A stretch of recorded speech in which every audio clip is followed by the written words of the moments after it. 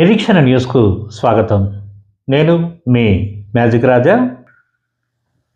Coal ఇండియాలో 12వ వేతన ఒప్పందం జరిగే వరకు దేశంలోని బొగ్గుగని కార్మికులకు 25% ఇంటీరియం రిలీఫ్ చెల్లించాలని హెచ్ఎంఎస్ ప్రధాన కార్యదర్శి రియాజ్ అహ్మద్ డిమాండ్ చేశారు. బుధవారం గోదావరిఖని ప్రెస్ క్లబ్లో నిర్వహించిన మీడియా సమావేశంలో హెచ్ఎంఎస్ వైస్ ప్రెసిడెంట్ ఆర్ఎల్లి పోషంతో కలిసి ఆయన మాట్లాడుతూ, కేంద్ర ప్రభుత్వం కోల్ ఇండియా యాజమాన్యం కార్మిక వ్యతిరేక విధానాలను వీడి 12వ వేతన కమిటీని వెంటనే ఏర్పాటు చేయాలని కోరారు.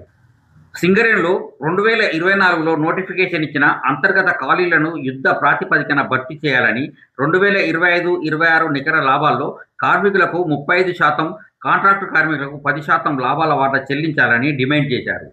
సమస్యలను పరిష్కరించకపోతే ఉద్యమం చేపడతామని హెచ్చరించారు. ఇంకా ఈ మీడియా సమావేశంలో హెచ్ఎంఎస్ నాయకులు నాగేంద్ర కుమార్, బండారి రాజలింగు, రామచందర్ ప్రసాద్, గట్టు స్వామి, వెంకటి, సంతోష్ తదితరులు పాల్గొన్నారు.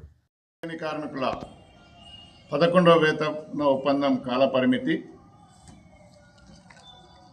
జూన్ 31కి అయిపోయింది 2026. 12వ వేజ్ బోర్డు 1/7/2026 నుండి మొదలు కావాలి. గతంలో వేజ్ బోర్డు కంటే 3 నెలల ముందు నుండే ప్రాసెస్ మొదలయ్యేది. కేంద్ర ప్రభుత్వం బొగ్గు శాఖ మంత్రి ఆదేశాలు జారీ చేసేది కోల్ ఇండియాకు, మీరు వేజ్ బోర్డు నడిపించుకోండి అని. దాని తర్వాత 2-3 నెలల లోపల కంప్లీట్ అయింది. కొన్నిసార్లు 4 నెలలు అయింది, కొన్నిసార్లు 6 సంవత్సరాలు అయింది, 6 నెలలు అయింది. కానీ ఈసారి కేంద్ర ప్రభుత్వం ప్రైవేట్ కాంట్రాక్టర్లతో ములాఖాత్ వాళ్ళ ఒత్తిడితోటి, అధికారుల సంఘం ఒత్తిడితోటి వేజ్ బోర్డు కాన్స్టిట్యూట్ చేయమని ఇంతవరకు ఆదేశాలు జారీ చేయాలి.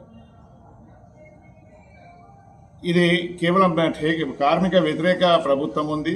రాష్ట్రం కానీ స్టేట్ సెంట్రల్ కానీ కార్మిక వ్యతిరేక ప్రభుత్వాలు ఉన్నాయి. కార్మిక జీతాల గురించి పట్టింపు లేదు, కార్మికుల సేఫ్టీ గురించి పట్టింపు లేదు, దేని గురించి పట్టింపు లేదు. బడా కాంట్రాక్టర్లకి వత్తాసు పలుకుతున్నారు. వీళ్ళు వేజ్ బోర్డు నియమించడానికి రాష్ట్రంలో ఉన్న మంత్రి, కేంద్ర మంత్రి కిషన్ రెడ్డి గారు మన రాష్ట్రంలో పుట్టిన వ్యక్తి. ఎప్పుడు పదే నేను తెలంగాణ బిడ్డని అంటారు. తెలంగాణ ఏరియాలోనే 40,000 మంది పర్మనెంట్ కార్మికులు ఉన్నారు. వాళ్ళ జీవితాలతోటి చెలగాట మారుతున్నారు. ఇంతవరకు ఈ లెటర్ ఇష్యూ చేయలే. వేజ్ బోర్డు కాన్స్టిట్యూట్ చేయండి అని బొగ్గు మంత్రి కిషన్ రెడ్డి చేతులనే ఉంది. ఆయనకు ఎన్నిసార్లు చెప్పినా ఆయన చేస్తలేడు. వాళ్ళకి అనుబంధంగా ఉన్న సంఘం కానీ, సింగరేణిలో గెలిచిన సంఘాలు కానీ దాని మీద ఒత్తిడి తీసుకొస్తలేరు. నోరు మూసుకొని పన్నారు. మేము ఒకటే సూటిగా చెప్తున్నాం, వేజ్ బోర్డు ఎప్పుడైనా పెట్టుకో, 25% ఇంటీరియం రిలీఫ్ ప్రకటన చేయి. కోల్ ఇండియా యాజమాన్యంపై ఒత్తిడి తీసుకొస్తున్నాం. కోల్ ఇండియా యాజమాన్యం 20% ఇంటీరియం రిలీఫ్ రిలీజ్ చేయండి డిమాండ్ చేస్తున్నాం. 2వ తారీఖు సెప్టెంబర్ నాడు మీటింగ్ ఉంది. మా హెచ్ఎంఎస్ నాయకత్వం కూడా ఒకరు పోతున్నారు. వేజ్ బోర్డు మీటింగ్ కాదు అది ఒక ఒత్తిడి తీసుకురావడానికి 4 సంఘాలు కలిసిపోతున్నాయి. ఇలా ఐఎన్టీసీ లేదు, 4 సంఘాలే వేజ్ బోర్డులో ఉంటాయి. అపెక్స్ కమిటీ అని పెట్టింది. హెచ్ఎంఎస్ తరఫున 25% ఇంటీరియం రిలీఫ్ ఇవ్వండి అని కోల్ ఇండియాపై ఒత్తిడి తీసుకొస్తున్నాం. కోల్ ఇండియా కూడా గవర్నమెంట్ చెప్పకపోని ప్రొడక్షన్ తీసే వాళ్ళు కార్మికులు, ఇండస్ట్రీని రక్షించే వాళ్ళు కార్మిక సంఘాలు, మా డిమాండ్ మీరు తక్షణమే ఇంటీరియం రిలీఫ్ రిలీజ్ చేయండి అని డిమాండ్ చేస్తున్నాం. అదేవిధంగా గతంలో చరిత్ర ఉంది. వేజ్ బోర్డు లేట్ అయినా కూడా సింగరేణిలో కార్మిక సంఘాలు అందరూ కలిసి సమ్మె చేసి సాధించుకున్న దాఖలాలు కూడా ఉన్నాయి వేజ్ బోర్డు గురించి. అప్పుడు కూడా ఎగతాళి చేసినట్టు మాట్లాడారు. కోల్ ఇండియాది కదా మీరు చేయరా అంటే, మేము ఇక్కడ చేసి సమ్మె చేస్తే కోల్ ఇండియా కూడా కదిలింది. అప్పుడు ఇంటీరియం రిలీఫ్ కూడా ఇచ్చాము. సింగరేణి మేనేజ్మెంట్ కూడా చెప్తాం, లాభాల్లో నడుస్తున్న కంపెనీ ప్రభుత్వానికి పెంచి పోషిస్తుంది. కేంద్ర ప్రభుత్వానికి 22,000 కోట్ల రూపాయలు సంవత్సరానికి ఇస్తుంది. రాష్ట్ర ప్రభుత్వానికి కూడా సింగరేణి కార్మికులు తీసిన బొగ్గే దాని మీద వచ్చే ఆదాయం మీద, సేల్ మీద వాళ్ళు కూడా డబ్బులు తీసుకుంటున్నారు. కానీ సింగరేణి కార్మికులకు కాపాడడంలో ఫెయిల్ అయ్యారు. కనుక సింగరేణి యాజమాన్యం, చైర్మన్ అండ్ మేనేజింగ్ డైరెక్టర్కు నేను సూటిగా అడుగుతున్నాం, లాభాల వాటా 25%, ఇమ్మీడియట్లీ లాభాల వాటా 35%, తర్వాత ఇంటీరియం రిలీఫ్ 25% తక్షణమే ప్రకటన చేయండి అని మేము డిమాండ్ చేస్తున్నాం. అదేవిధంగా internal recruitment clerical post 1,500 clerical post ఉన్నాయి. జనరల్ మజ్దూర్ల, జనరల్ అసిస్టెంట్లతోటి వీళ్ళతోటి వాళ్ళతోటి ఆ క్లారికల్ డ్యూటీ చేస్తున్నారు. వాళ్ళు కూడా జీతాలు ఇస్తలేరు. 24లో ఇష్యూ చేసిన 24వ సంవత్సరంలో ఇష్యూ చేసిండ్రు సర్కులర్ నోటిఫికేషన్. బేరం కుదరలేదా మరి ఎందుకు ఇప్పటి వరకు ఇంటర్వ్యూ పెట్టలేదు. కోర్టులో కూడా పోయిందని సాకు చెప్తున్నాం. కోర్టులో ఇంటర్వ్యూస్ ఆపని అని చెప్పాలి.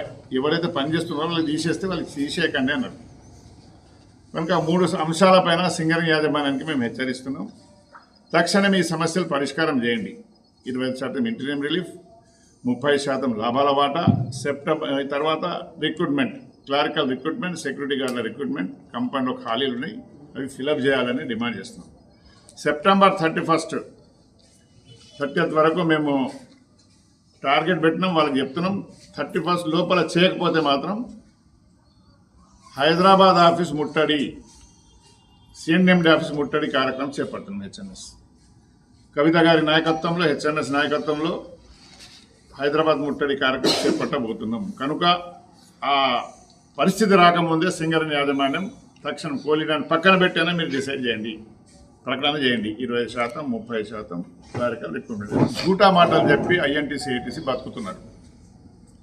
లీకేజెస్ లాగా ఎవరో ప్రశ్నపత్రాలు లీక్ చేసినట్టు లీకేజెస్ అవుతుంది. ఆ లీకేజెస్ మీద సింగరేణి మేనేజ్మెంట్ ఎందుకు చర్యలు తీసుకుంటలేదు? కంపెనీ నోట్లోకి వెళ్ళి మాట రాకముందే 25 నాడు నుండి బోర్డు ఉన్నది, 25-26 బోర్డు ఉన్నదని జనక్ ప్రసాద్, 25-26 బోర్డు ఉన్నదని ఈయన సీతారామయ్య పోటీ పడి ఇస్తున్నారు. మరి 25 నాడు కాలే కదా, మరి 26-27కి అయింది. ఈ జూటా మాటలు, అబద్ధం మాటలు, బోకస్ మాటలతో ఎన్ని రోజులు బతుకుతారు? సింగరేణి కార్మికులు కూడా చెప్తాను, వీళ్ళు మొదటి నుండి గెలిచినప్పటి నుండి కూడా జూటా మాటలు, అబద్ధం మాటలు, ఒక్క సమస్య పరిష్కారం కాలే, ప్రాబ్లమ్స్ వచ్చినాయి. వాళ్ళు కూడా తిరస్కరించండి. సింగరేణిలో కూడా ఎన్నికలు పెట్టండి తక్షణమే. వాళ్ళని ఎన్ని రోజులు కాపాడుతారు? సింగరేణిలో సమస్యలు పరిష్కారం కావాలంటే ఎన్నికల నిర్వహణ ఒకటే మార్గం. మేనేజ్మెంట్ కూడా ఎన్నికల పీరియడ్ అయిపోతే వాళ్ళకి బనాయిస్తాను, మాకు వాళ్ళు రికగ్నైజ్ కదా మాకు బనాయిస్తాను, బనాయించుకుంటే కాలయాపన చేస్తున్నారు. ఈ అంశం మీద కూడా తక్షణమే రేపు 11వ తారీఖు హెచ్ఎంఎస్ చేసిన కోర్టులో కేసు వేసినాం. దాని మీద మామూలు అడ్వకేట్ పెట్టాలి, అవసరం లేదు. సొలిసిటర్ జనరల్ను అంత లక్షల రూపాయలు పెట్టి ఎందుకు వకీల్ని పెడతారు? సింగరేణి సొమ్ము ఎందుకు వృధా చేస్తున్నారు? కోర్టుల మీద కూడా మీరు అక్కడ కూడా కమిషన్ల మీద అడ్వకేట్లను పెడుతున్నారు. దీని మీద పీరియడ్ అయిపోయింది, ఎన్నికలు పెట్టాల్సిందే. పెట్టకుండా కోర్టుల ద్వారా పోయి కోర్టు పెద్ద అడ్వకేట్ ఢిల్లీ నుండి పట్టుకొచ్చి ఆయన కోర్టు ఏం వాదిస్తాడు? ఆయన గోదావరి ఖండంలో అడ్వకేట్ వాదిస్తాడు. నేను వీళ్ళనే పెట్టి వాదిస్తున్నా గోదావరి ఖండంలో అడ్వకేట్లతోటి, సెషన్ కోర్టులో ఉన్న అడ్వకేట్ తోటి. దీనికి ఢిల్లీ అడ్వకేట్ రావాల్సిన అవసరం లేదు, మేనేజ్మెంట్ కావాలని చేస్తుంది. కనుక ఎన్నికలు కూడా నిర్వహించండి, సమస్యలు పరిష్కారం చేయడానికి అది ఒకటే మార్గం. ఆర్జీవన్లో రామగుండం రీజన్లో ఉన్నటువంటి పరిస్థితులు, ఇబ్బంది సింగరేణి కార్మికులకు. టెక్నీషియన్ల షార్టేజ్ అని గత 4-5 సంవత్సరాల నుంచి వెళ్ళి హెచ్ఎంఎస్ పోరాడుతూ ఉన్నది.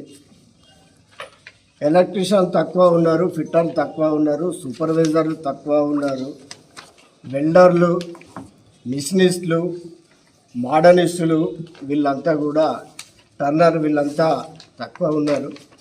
ఇంటర్నల్ ఎగ్జామ్ పెట్టి అర్హులైనటువంటి కార్మికులు ఐటీఐ చేసిన వాళ్ళు ఉన్నారు, డిప్లొమా చేసిన వాళ్ళు ఉన్నారు. అప్పుడప్పుడు పెట్టాను కానీ సింగరేణి యజమాన్యం పూర్తి స్థాయిలో తీసుకోలేదు. వీళ్ళందరికీ ఇంటర్నల్ ఎగ్జామ్స్ పెట్టి అవకాశం ఇవ్వాలని, ఆ ఖాళీలు ఎవైతున్నాయో అవి పూర్తి చేయాలని హెచ్ఎంఎస్ డిమాండ్ చేస్తూ ఉన్నది. అలాగే వాచ్మెన్ సెక్యూరిటీ డిపార్ట్మెంట్లో 100 ఖాళీలు ఉన్నాయి. అవుట్ సోర్సింగ్ను పెంచి బోధిస్తూ ఉన్నారు. వాళ్ళకు కూడా సరైన జీతాలు లేవు, సరైన ట్రీట్మెంట్ లేదు. ఇంటర్నల్ ఎగ్జామ్ పెట్టి ఈరోజు మహిళా కార్మికులు వచ్చిండ్రు. మహిళా కార్మికులకు వాళ్ళ రిజర్వేషన్ ప్రకారం వాళ్లకు, మేల్ కార్మికులకు ఇలా సెక్యూరిటీ గార్డులో కూడా ఉన్నటువంటి ఖాళీలు సింగరేణి వ్యాప్తంగా రిక్రూట్మెంట్ చేయాలని కోరుతా ఉన్నాం. అలాగే 2024-25 అపార్ట్మెంట్ అయినటువంటి జనరల్ అసిస్టెంట్ కార్మికులు వాళ్ళకి నెల సెప్టెంబర్ అక్టోబర్లో 190, 240 మాసాలు నింపిన కార్మికులందరికీ కూడా పర్మనెంట్ ఇవ్వాలని, అలాగే ఆర్జీవన్లో ఉన్నటువంటి సర్ఫేస్లో ఉన్నటువంటి ఖాళీలు గత 3-4 సంవత్సరాల నుంచి హెచ్ఎంఎస్ అడుగుతూనే ఉన్నది. RG2, RG3 సింగరేణి వ్యాప్తంగా కూడా ఖాళీలు మరి సర్ఫేస్లో ఉన్నటువంటి పూర్తి చేసిండ్రు. ఆర్జీవన్లో ఉన్నటువంటి ఖాళీలు పూర్తి చేయలేదు. ఆర్జీవన్లో ఉన్నటువంటి సర్ఫేస్లో ఉన్నటువంటి ఖాళీలన్నీ పూర్తి చేసి వాళ్లకు ఎలాంటి బేసిక్ తగ్గకుండా, ఇంక్రిమెంట్లు తగ్గకుండా వాళ్ళకి బేసిక్ ప్రొడక్షన్ ఇవ్వాలని గతంలో ఆర్జీ1 నుంచి ఆర్జీ2కు కొంతమంది సర్ఫేస్ పోవడం జరిగింది. వాళ్లకు బేసిక్ ప్రొడక్షన్ ఇవ్వకుండా వాళ్ళ ఇంక్రిమెంట్ కట్ చేయడం జరిగింది. కంపెనీ అవసరం ఉండి సర్ఫేస్ అండర్గ్రౌండ్ కార్మికులను సర్ఫేస్ తీసుకుంటే వాళ్ళకు ఇంక్రిమెంట్ కూడా కట్ కాకుండా, నయా పైసా కూడా కట్ కాకుండా ఇవ్వాల్సిన అవసరం ఉండే. మరి మొన్నటిసారి వాళ్ళకి ఇంక్రిమెంట్ కట్ చేసిండ్రు. గుర్తింపు సంఘంగా ఉన్నటువంటి ఏఐటీసీ దీని మీద ఒక మాట కూడా మాట్లాడలేదు. వాళ్ళ నాయకుల్ని ఇంక్రిమెంట్లు కట్ అయినా కార్మికులు పోయి అడిగితే అది సర్క్యులర్ ఉన్నదని చెప్పడం జరిగింది. అది తప్పు. కార్మికుడు కనుక ఆయన అవసరం ఉండి సర్ఫేస్కి లెటర్ పెట్టుకుంటే ఇంక్రిమెంట్ కట్ చేసే, బేసిక్ కట్ చేసే అవకాశం ఉన్నది తప్ప కంపెనీ బోర్డు వేసి కంపెనీ తీసుకుంటే మాత్రం ఎలాంటి ఒక్క నయా పైసా కూడా కట్ చేయనటువంటి సర్క్యులర్ ఉంది. అది ఏఐటీసీ ఆ విషయంలో ఫెయిల్ అయింది, మాట్లాడలేదు. అలాగే కంపెనీలో కార్మికులు వివిధ కారణాల వల్ల, వాళ్ళ అనారోగ్యాల వల్ల డ్యూటీలు చేయకపోతే గతంలో 100 మాసాలు సంవత్సరంలో చేస్తే వారికి ఎలాంటి ఇబ్బంది లేకుండే. ఇలా ఏఐటీసీ 150 మాసాలకు చేసి కార్మికులు ఇంకా కొంతమందిని ఇలా డిస్మిస్ అయ్యే విధంగా డిస్మిస్ అవుతా ఉన్నారు. ఆ సర్క్యులర్ వచ్చింది. ఆ సర్క్యులర్ మీద ఎలాంటి సర్క్యులర్ వెనుక తీసుకుని మేము మాట్లాడుతున్నాము, సర్క్యులర్ వెనుక తీసుకుంటానని చెప్పారు. కానీ సర్క్యులర్ పెండింగ్ పెట్టిన ఇప్పుడు 150 మాసాలని కూడా ఇలా కార్మికులను డిస్మిస్ దిశలా ఇలా మేనేజ్మెంట్ తీసుకుపోతే వాళ్ళు నోరు మెత్తుకున్నటువంటి ఏఐటీసీ సంఘము కార్మికులు అనారోగ్యాల పాలై ఏమైనా ఇబ్బందుల పాలై డిప్యుటేషన్కి పోతే డిప్యుటేషన్ పోయేటువంటి కార్మికులకు 3 నెలల బోనస్ కట్టు, లాభాల వాటా కట్టు, తర్వాత దీపావళి పిఎల్ఆర్ బోనస్ కూడా కడిగిస్తామని సర్క్యులర్ వచ్చింది. మరి దాని మీద ఇలా ఏఐటీసీ ఏం మాత్రం మాట్లాడలేదు.